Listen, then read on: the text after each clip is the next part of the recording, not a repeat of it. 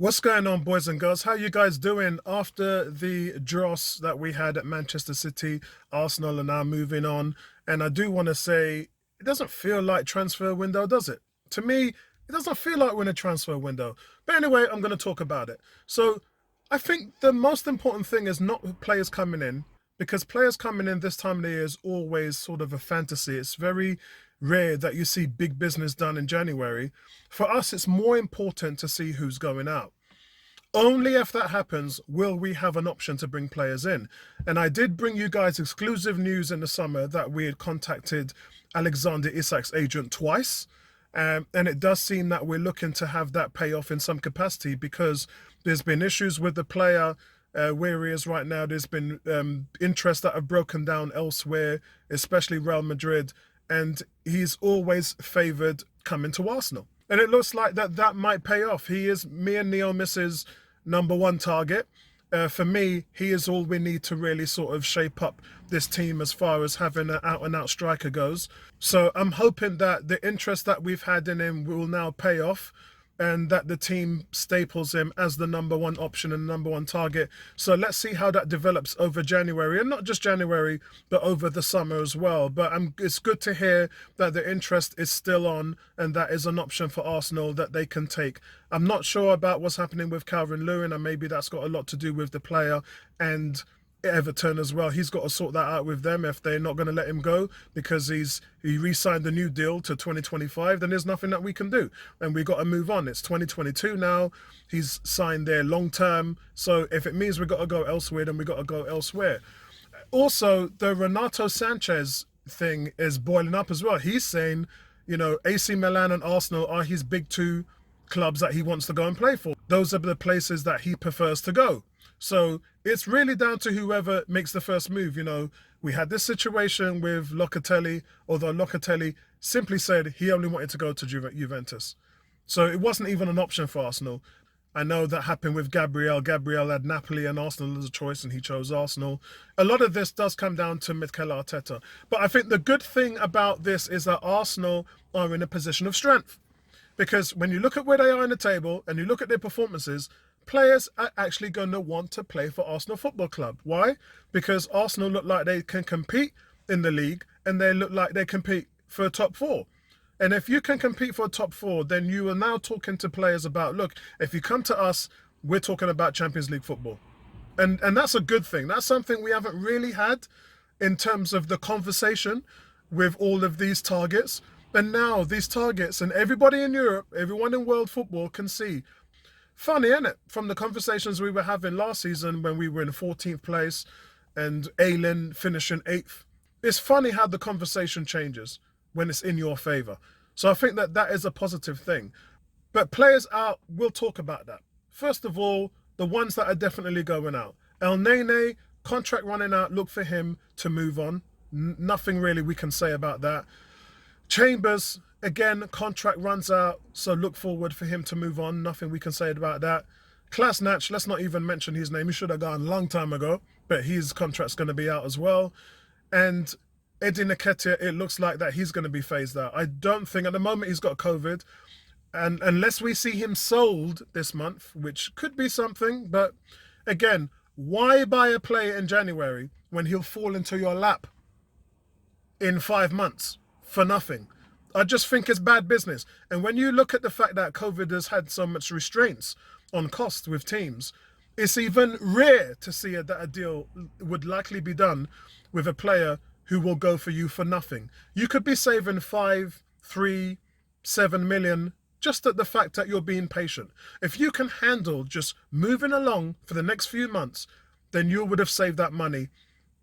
The only issue for those teams is they will have to bumper the salary, but ain't going to be that much. In someone like Nketiah's stance, you're talking about him probably being on 50 grand a week with Arsenal to probably him making 60 or 70. It isn't going to be much, but for the player, it's a lot. When you equate it into money, that's 500,000 a year. So it is a lot. It is a lot. So you got to think about the agents have been talking to these players and they've been saying, look, this is plan A, this is plan B. This is what you could earn over the next 3 years if you stay with Arsenal and re-sign. This is what you can make over the next 3 years if you sign with a new team who gives you a bumper deal. And the players are, guys, it's a short career. It's a short career. And the players are looking at the money first. And this is the reason why we haven't seen the likes of Lacazette open to a new extension at Arsenal or Edin Nketiah open up to a new extension at Arsenal. Why would they? For one, Nketiah, his career is just beginning. He scores goals. That's what he does. And not just that, but he works hard. You can't ask for anything more from a manager. If a manager has a player that is as committed as someone like Edin Nketiah, then you're in a win-win situation. With Lacazette, not so much because he's 30 years old, so he's on the downside of his career. I think what I'm hoping for in terms of Lacazette is a Willian situation. That's what I'm hoping for. Willian left Chelsea and didn't really get the deal he wanted. Only Arsenal offered him that. With Lacazette, I think it's going to be the same situation because so far in COVID, we haven't seen bumper deals offered to older players. We've seen huge investment into younger players. So I don't think that what Lacazette is looking for out there is going to happen. And therefore, there's a situation where Arsenal, I know they've talked about a 1-year extension. You can make it 2. It's not a big deal. I think he can very well fit in with the team as it is now. And it would be a far cheaper option.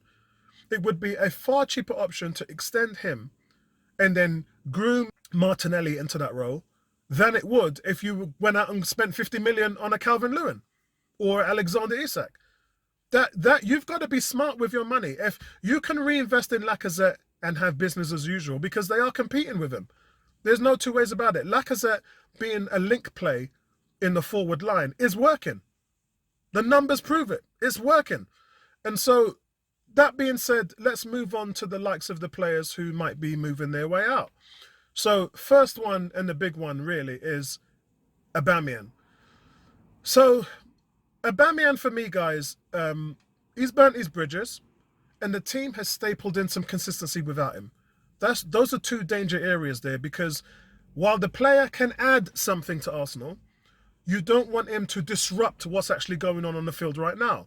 So I think in that way, he ain't going to play. And if you're 32 years old and you're making 250 grand a week, 350 with bonuses and incentives, which he ain't going to hit because he ain't playing. So the desperation for him is, can he add something to another team right now at his age? Of course he can. But in order for that to happen, he's going to have to move on. So that's going to be a conversation that Aubameyang's going to have with Arsenal. And quite frankly, I don't see him having a future at the club in the same capacity as he had before, as he's no longer captain and he's no longer the main striker. So that boat has sailed. It's gone. Yeah. As I say, train has left the station. But in that capacity, I think that the only thing that the player can really do is just move on and find another option. So I expect something like that to happen, if not this month, then in the summer. Ainsley Maitland-Niles. Last time he played, he was man of the match against Watford. But the same problems that he had in the summer when he was crying for help is what's happening right now. He has not been playing. And not just that, he's rarely featured as a sub. And I'm sorry, he's 24 years old. Next season, it would be considered where he would be in his prime. You're in your prime at 25, 26. And he's going to be hitting those digits as a player, and he ain't even playing. That's bad. And it's got nothing to do with the player. If he was playing at Arsenal and not performing, then you could kind of defend Arsenal. But the man's playing and getting man of the match and then getting dropped. So you ain't got nothing to do with Niles. You can't blame the player. This is all on Arsenal. Yeah, if you're developing a young midfield and a young team, and you have a 24-year-old that when you played him consistently in Arteta's first 6 months, when you played him, he made the England team. He got an England call-up at the international level. That's how good this player was. And then you decided not to play him, hence ruining his career. Here we are, 2 years later, and he still isn't featuring for Arsenal. So it's got nothing to do with the player. The player is a good player. And for some of you guys who say, yeah, I'm not feeling him. What are you not feeling? What is it that you can't see that when you play him, he's international level. When you play him, he's getting man of the match. What is it that you're missing? The third thing here, guys, is Nicolas Pepe. Now, talk about being productive and not playing. He is the very definition of that, because the player has 26 goals and 18 assists in his 2 seasons at Arsenal, which is more than what Smith Rowe and Saka have done, by the way. Yeah, 2 players who we're going with right now. Pepe is 26. He's in his prime. He cost you 72 million, but let's leave the money out of it at the moment, because if he cost you 72 million and he wasn't performing, then that's a different discussion. But he cost you 72 million and he's performing. So that's why Arsenal fans are miffed. In that regard, you can sort of cut your losses with a player like him, because you can cut your losses with a player like him, but then what happens if something happens to Saka? If Saka gets a long-term or short-term injury, what are you going to do? Short-term, yeah, you'll be able to put Martinelli on the right and put Smith Rowe on the left. Yeah, that'll look after itself.